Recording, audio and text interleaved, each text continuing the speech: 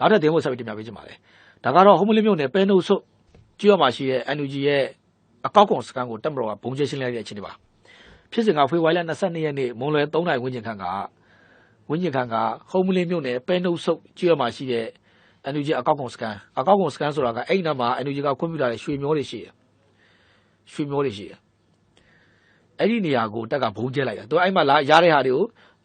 ဒီ site ကဒီကနေ့ရွှေမနဲ့ကျသားပေးရမယ်ပြီးဒီ site ထဲကိုဝင်မယ်73စီတွေသူတို့အခွန်ဘလောက်ဆောင်ပဲပေါ့သူတို့ဒီထဲမှာအကုန်ကောက်တဲ့နေရာကိုတက်ကဘုံကျဲလိုက်တာဘုံကျဲတဲ့ခါမှာဒီဟုံးမလင်း PDF က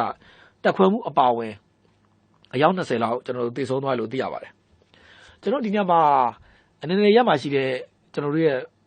မိတ်ဆွေတို့ကျွန်တော်တင်ပြချင်တာကဒီရွှေရောတို့ပြီးရင်ကျွန်တော်တစ်ဖက်မှာဖားကတ်ဧရိယာကိုသွားတဲ့လူငယ်တွေပေါ့သူတို့သွားတာကကျွန်တော်တို့အေရောက်တိုင်းရသွားတယ်ရန်ကုန်တိုင်းရသွားတယ်ပဲခူးတိုင်းရသွားတယ်တိုင်းနေရာပြည်နေအနှံ့သွားကြတယ်ပေါ့သွားကြတယ်နံပါတ်1ကရွှေဖောင်ရွှေမျောဧရိယာတွေသွားကြတယ်ပြီးရင်တော့ကျွန်တော်တို့မွန်ပြည်နယ်ဘီလင်းချောင်းဘက်ကိုသွားကြတယ်ဒီသွားတဲ့သူတွေအားလုံးကလူငယ်တွေအားလုံးကဒီတဘာဝပတ်ဝန်းကျင်ပျက်စီးဖို့တွေသွားကြတာ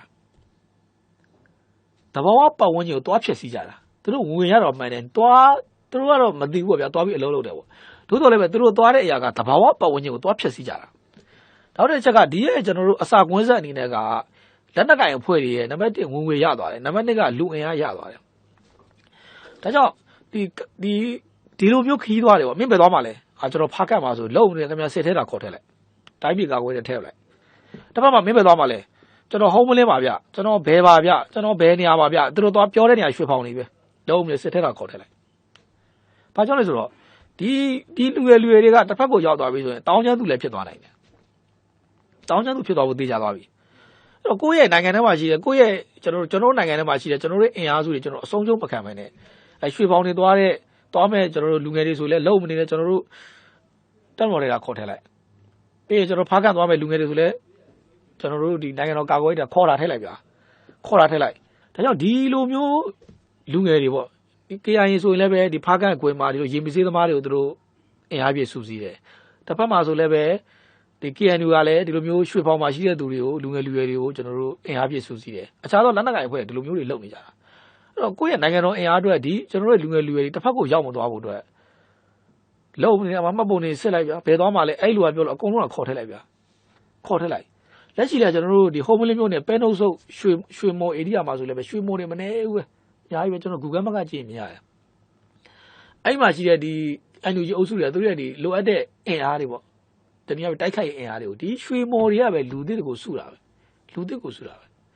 အရင်တစ်မျိုးပေါ့ကောင်းတယ်ဒါကြောင့်ကျွန်တော်ရွှေမော်တွေနဲ့ပတ်သက်ရင်သူတို့လဲပတ်လို့မရအောင်တောက်လျှောက်ဘုံကျဲပေးတောက်လျှောက်ချိန်ချောက်ပေး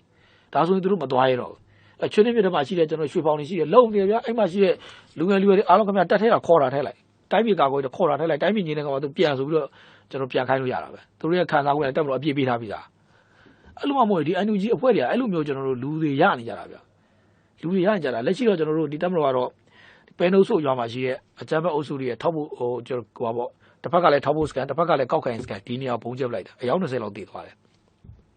သူအဲ့မှာတစ်ဖက်ကတော့ကျွန်တော် SN တွေထိန်းချုပ်တယ်တစ်ဖက်ကတော့ဒီ PDF တွေထိန်းချုပ်တယ်ပေါ့ဒီ area တော့ကျွန်တော် PDF တွေထိန်းချုပ်တဲ့နေရာဖြစ်ပါတယ်ပြီးပြမီယာကိုအနေနဲ့ကနေကြည့်ရှုအားပေးတဲ့မိတ်ဆွေများအားလုံးကိုအထူးပဲ